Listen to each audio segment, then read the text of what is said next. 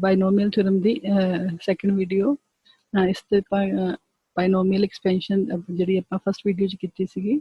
ਉਹ ਕਰਾਂਗੇ, ਉਹਦੇ ਨਾਲ ਹੀ ਇਹਦੇ ਨਾਲ ਰਿਲੇਟਿਡ ਐਗਜ਼ਾਮਪਲ ਕਰਾਂਗੇ। ਤੇ ਬਾਈਨੋਮੀਅਲ ਐਕਸਪੈਂਸ਼ਨ ਜਿਹੜੀ ਆਪਾਂ ਆਲਰੇਡੀ ਕਰ ਚੁੱਕੇ ਹਾਂ ਕਿ a plus b the power n ਹੈ, ਪਾਵਰ ਆਫ ਏ ਬਾਈਨੋਮੀਅਲ। ਤੇ ਜੇ ਪਾਵਰ ਪੋਜ਼ਿਟਿਵ ਇੰਟੀਜਰ ਹੈ ਤੇ ਐਕਸਪੈਂਸ਼ਨ ਕੀ ਆਉਂਦੀ ਹੈ, NC0 a the power n b0, ਯਾਨੀ ਫਸਟ ਦੀ ਪਾਵਰ ਮੈਕਸਿਮਮ ਹੁੰਦੀ ਹੈ ਤੇ b ਜੋ ਸੈਕੰਡ ਟਰਮ ਹੈ ਉਹ ਸਟਾਰਟ ਹੁੰਦੀ 0 ਪਾਵਰ ਤੋਂ। ਠੀਕ ਹੈ, ਤੇ ਕੰਟੀਨਿਊ ਚੱਲਦੇ ਜਾਈਏ, ਕੰਬੀਨੇਸ਼ਨ ਜਿਹੜੇ ਹੈਗੇ ਨੀਚੇ ਇੰਕਰੀਜ਼ ਕਰਦੇ ਜਾਂ 0 ਇੱਥੇ 1 ਹੋ ਜਾਣਾ, a ਦੀ ਪਾਵਰ ਘਟਦੀ ਜਾਂਦੀਆਂ ਔਰ b ਦੀ ਪਾਵਰ ਜਿਹੜੀਆਂ ਵੱਧਦੀਆਂ ਜਾਂਦੀਆਂ। ਠੀਕ ਹੈ, ਇਸ ਤਰ੍ਹਾਂ ਦੀ ਹੈ n+1 ਟਰਮਸ ਆਉਣਗੀਆਂ 0 ਤੋਂ ਲੈ ਕੇ n ਤੱਕ। ਤੇ ਲਾਸਟ ਟਰਮ 'ਚ ਇਹ ਬਿਲਕੁਲ ਜੋ ਫਸਟ ਟਰਮ ਦੀ ਪਾਵਰ 0 ਹੋ ਜਾਏਗੀ ਤੇ ਸੈਕੰਡ ਟਰਮ ਦੀ ਪਾਵਰ n ਹੋ ਜਾਏਗੀ। ਠੀਕ ਹੈ, ਇਹਨਾਂ ਦੇ ਵਿੱਚ ਅਸੀਂ ਜੇ ਫਸਟ ਕੰਬੀਨੇਸ਼ਨ ਤੇ ਲਾਸਟ ਕੰਬੀਨੇਸ਼ਨ ਇਹ 1 ਦੇ ਇਕੁਅਲ ਹੁੰਦਾ, NC0 1 ਹੁੰਦਾ, NCN ਵੀ ਹਮੇਸ਼ਾ 1 ਹੁੰਦਾ, n ਕੋਈ ਵੀ ਹੋਵੇ ਵੈਲਿਊ। ਠੀਕ ਹੈ, ਤੇ ਇਹਦੀ ਸਾਨੂੰ ਕੱਢਣ ਦੀ ਲੋੜ ਨਹੀਂ ਪੈਂਦੀ, ਇਸ ਕਰਕੇ ਸਿੱਧਾ ਹੀ 1 ਆ ਜਾਂਦਾ ਤੇ ਫਸਟ ਟਰਮ ਕਿਹੜੀ ਆਏਗੀ a ਦੀ ਪਾਵਰ n। ਠੀਕ ਹੈ, b ਦੀ ਪਾਵਰ 0 ਕਿਉਂਕਿ 1 ਹੁੰਦਾ ਤੇ a plus b the power n the first term ਜਿਹੜੀ ਹੁੰਦੀ ਹਮੇਸ਼ਾ a ਦੀ ਪਾਵਰ n ਹੁੰਦੀ। ਠੀਕ ਹੈ, ਫਸਟ ਟਰਮ ਦੀ ਪਾਵਰ n ਔਰ ਲਾਸਟ ਟਰਮ ਵੀ ਇਸ ਤਰ੍ਹਾਂ ਹੀ b ਦੀ ਪਾਵਰ n ਹੁੰਦੀ। ਠੀਕ ਹੈ, ਹੁਣ ਆਈਏ ਸੈਕੰਡ ਟਰਮ ਦੇ। ਸੈਕੰਡ ਟਰਮ ਦੇਖੋ NC1 ਹਮੇਸ਼ਾ n ਦੇ ਇਕੁਅਲ ਹੁੰਦਾ ਕਿਉਂਕਿ ਪਾਵਰ ਉੱਪਰ n ਹੈ ਤੇ ਹਮੇਸ਼ਾ n ਦੇ ਇਕੁਅਲ ਹੀ ਹੋਣਾ, ਤੇ n a the power n-1 into b।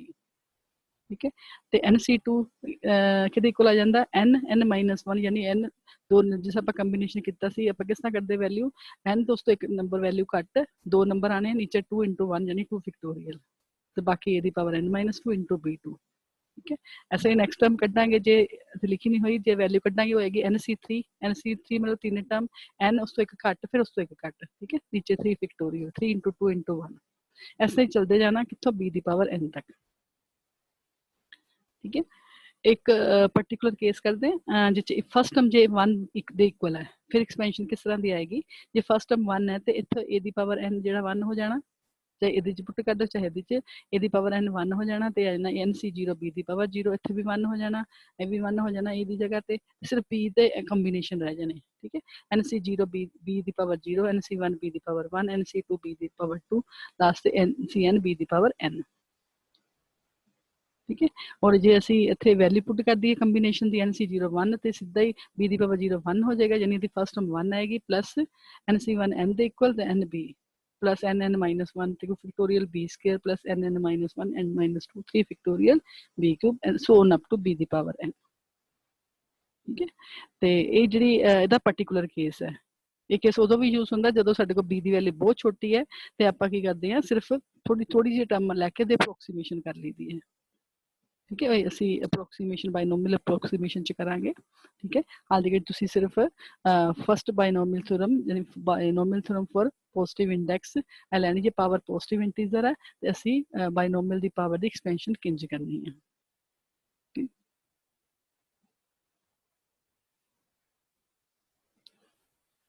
Example ਹੈ ਇੱਕ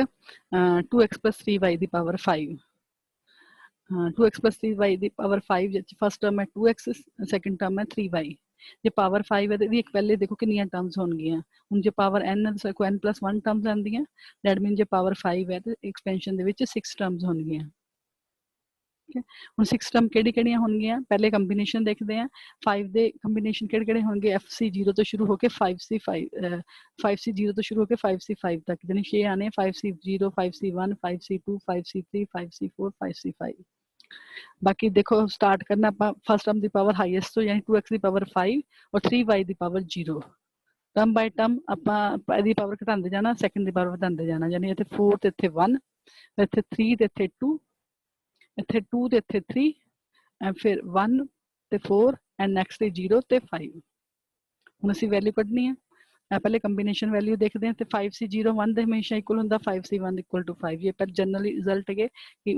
ਕੋਈ ਵੀ ਹੋਵੇ ਹਮੇਸ਼ਾ 0 ਹੋਵੇ ਨੀਚੇ ਤੇ 1, ਜੇ 1 ਹੋਵੇ ਨੀਚੇ ਤੇ ਜੋ ਉੱਪਰ ਵਾਲਾ ਨੰਬਰ ਉਹ ਆ ਜਾਂਦਾ। ਹੁਣ ਕੱਢਦੇ 5C2 ਕਿੰਝ ਕੱਢਣਾ, 5 into 4 ਜਿਸ ਆਪਾਂ ਕੰਬੀਨੇਸ਼ਨ ਕੀਤੇ ਸੀ, ਇੱਕ ਨੰਬਰ ਘਟਾ ਕੇ ਡਿਵਾਈਡ ਬਾਈ 2 into 1 ਤੇ ਕੱਟਾਂਗੇ ਤੇ 2 10 ਦੇ ਇਕੁਅਲ ਆ ਜਾਏਗਾ।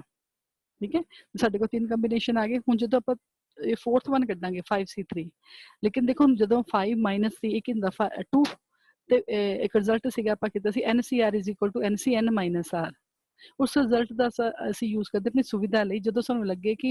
n -r ਦੀ ਵੈਲਿਊ ਘੱਟ ਹੈ ਐਸ ਕੰਪੇਅਰ ਟੂ r ਤੇ ਆਪਾਂ ਦਾ ਯੂਜ਼ ਕਰਦੇ ਹਾਂ ਤੇ 5c3 ਕੱਢਣਾ ਲੇਕਿਨ 5 - 3 2 ਯਾਨੀ 5c2 ਆਪਾਂ ਈਜ਼ੀਲੀ ਜ਼ਿਆਦਾ ਈਜ਼ੀਲੀ ਕੱਢ ਸਕਦੇ ਆਲਰੇਡੀ ਆਪਾਂ ਕੱਢਿਆ ਵੀ ਹੋਇਆ ਤੇ ਅਸੀਂ 5c3 5c2 ਦੇ ਇਕੁਅਲ ਲਿਖ ਕੇ 10 ਦੇ ਇਕੁਅਲ ਆ ਗਿਆ ਜੋ ਆਲਰੇਡੀ ਕੱਢਿਆ। ਅਸੀਂ 5c4 के इक्वल आएगा 5 - 4 कितना 1 इक्वल टू 5c1 वो भी ऑलरेडी कट दिया 5 5c5 के इक्वल होएगा 5c 5 - 5 0 यानी 5c वैसे ही पता सानू लास्ट ते फर्स्ट जेड़ा एक 1 ਦੇ ਇਕੁਅਲ ਹੁੰਦਾ ठीक है। ਤੇ ਪਹਿਲੀ ਵੈਲਿਊ ਸੀਗੀ ਸਾਡੀ 1 5 10 ਨੈਕਸਟ ਜਿਹੜੀ ਆ ਗਈ 10 5 1 ਯਾਨੀ ਉੱਤੇ ਆ ਜਾਂਦੀਆਂ ਹਾਫ ਵੈਲਿਊ ਕੱਢ ਬਾਕੀ ਆਪਾਂ ਰਿਵਰਸ ਕਰ ਦਿੱਤੀਆਂ ठीक है। ਤੇ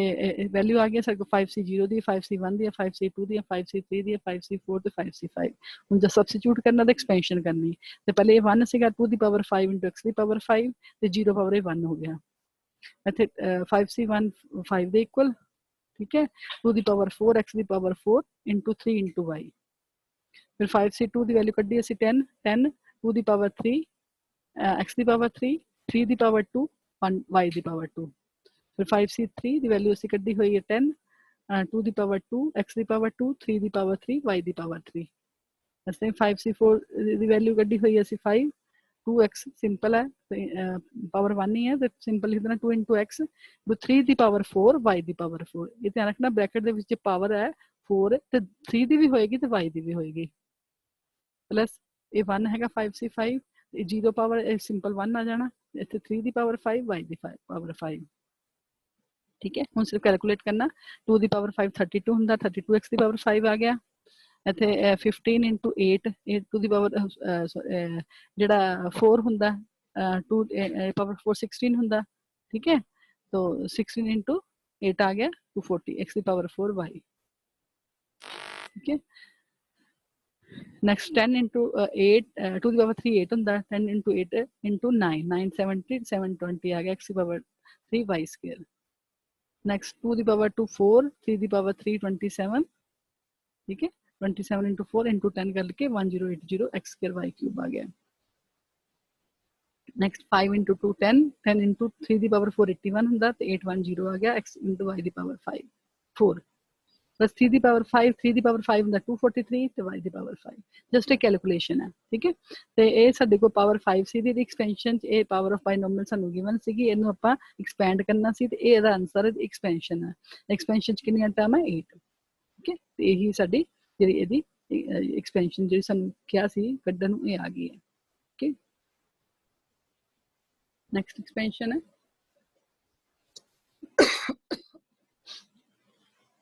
expand x by 3 plus 2 by y whole the power 4 ਇਹ ਚ ਪਾਵਰ 4 ਹੈ ਦੋ ਟਰਮਸ ਹੈ ਇੱਕ ਫਸਟ ਟਰਮ x by 3 ਦੂਸਰੀ ਹੈ 2 by y ਦੋਨੋਂ ਫ੍ਰੈਕਸ਼ਨ ਚ ਹੈਗੀਆਂ ਤੇ ਪਾਵਰ 4 ਹੈ ਤੇ ਇਹਦੀ ਐਕਸਪੈਂਸ਼ਨ ਚ ਕਿੰਨੀਆਂ ਟਰਮ ਆਣਗੀਆਂ 4 + 1 5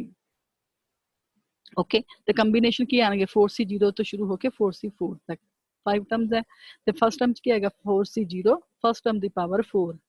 ਠੀਕ ਹੈ ਸੈਕੰਡ ਪਾਵਰ ਆਪਾਂ ਲਿਖੀਏ ਚਾਹੇ ਨਾ ਲਿਖੀਏ ਲਿਖੋ ਤੇ ਪਾਵਰ 0 ਕਰਕੇ ਲਿਖ ਲਓ ਅਦਰਵਾਈਜ਼ ਤੁਸੀਂ स्किप कर सकते हैं प्लस 4c1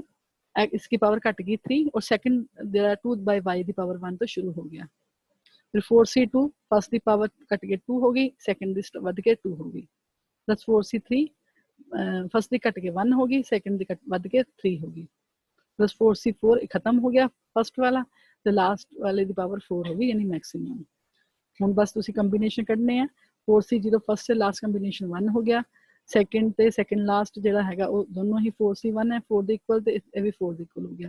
4c2 ਤੁਸੀਂ ਕੱਢ ਸਕਦੇ 4c2 ਮਤਲਬ 4 * 3 by 2 * 1 ਯਾਨੀ 6 ਦੇ ਇਕੁਅਲ ਠੀਕ ਹੈ ਤੇ ਵੈਲਿਊ ਪੁੱਟ ਕਰ ਦੇਣੀ ਹੈ ਤੇ 4c0 ਜਿਹੜਾ ਹੈਗਾ 1 ਦੇ ਇਕੁਅਲ ਹੈ x the power 4 by 3 the power 4 ਹੁੰਦਾ 81 ਠੀਕ ਹੈ 4c1 ਹੋ ਗਿਆ 4 4 * 2 8 ਪਰ ਆ ਗਿਆ 8 x ਦੀ ਪਾਵਰ 3 नीचे आ गया 3 ਦਾ ਕਿਊਬ 27 * y नेक्स्ट 4c2 ਜਿਹੜਾ ਆਪਾਂ ਕੱਢਿਆ 6 ਦੇ ਇਕੁਅਲ ਹੈ ਠੀਕ ਹੈ तो 6 ਜਿਹੜਾ ਇਹ ਹੈਗਾ ਇੱਥੇ ਹੈਗਾ 4 ਠੀਕ ਹੈ ਤੇ ਕੁਛ ਇਹਦੇ 3 ਦੀ ਪਾਵਰ 2 ਹੈ 6 3 * 2 ਕਰਕੇ ਕੱਟ ਜਾਏਗਾ 3 ਬਾਕੀ ਇੱਕ 2 ਰਹਿ ਜਾਏਗਾ ਤੇ ਇਹਦੇ ਨਾਲ ਮਲਟੀਪਲਾਈ ਹੋ ਜਾਏਗਾ 8 ਆ ਜਾਣਾ ਇੱਕ 3 ਕੱਟ ਗਿਆ ਤੇ ਬਾਕੀ ਰਹਿ ਜਾਣਾ 3y² ਹੁਣ 4c3 4 है ठीक है तो 2 ਦੀ ਪਾਵਰ 3 8 ਹੁੰਦੀ 8 * 4 32 ਹੋ ਗਿਆ ਤੇ ਨੀਚੇ ਆ ਗਿਆ 3y³ y ਦੀ ਪਾਵਰ 3 4c4 1 ਹੁੰਦਾ 2 ਦੀ power 4 16 by y the power 4 ਤੇ ਇਹ ਦੀਆਂ 5 ਟਰਮਸ ਆ ਗਈਆਂ। ठीक है, पावर 4 ਸੀਗੀ ਤੇ ਇਹਦੀ ਐਕਸਪੈਂਸ਼ਨ ਹੈ ਜਿਹੜੀਆਂ ਕਿ 5 ਟਰਮ ਹੈ। ਉਹ ਬੜੀ ਸੀਰੀਜ਼ ਹੈ, ਪਹਿਲੇ 4 ਪਾਵਰ, ਫਿਰ 3 ਪਾਵਰ, ਫਿਰ 2 ਪਾਵਰ, ਫਿਰ 1 ਪਾਵਰ, ਤੇ x ਦੀ ਪਾਵਰ ਜਿਹੜੀਆਂ ਡਿਕਰੀਜ਼ ਕਰ ਰਹੀਆਂ ਬਾਈ 1 और y ਦੀ ਪਾਵਰ ਜਿਹੜੀ ਇੰਕਰੀਜ਼ ਕਰ ਰਹੀ 1 ਬਾਈ y, ਜਿਸ y square, y cube, y 4। एक और एक्सपेंशन करने हैं। अभी पावर 4 च x square plus 3 by x whole दी पावर 4। ठीक है, एच भी वही 4 ਦੇ ਕੰਬੀਨੇਸ਼ਨ ਕੱਢਨੇ ਜੋ ਆਲਰੇਡੀ ਸੀਗੇ ਉਹ ਸੇਮ ਹੀ ਹੈ। ठीक है, एच भी सेम ਆਪਾਂ 5 टर्म्स करनी है। 4c 0 फर्स्ट की पावर 4, सेकंड नहीं लेना। 4c 1 फर्स्ट की पावर घट होगी 3, सेकंड स्टार्ट हो गया।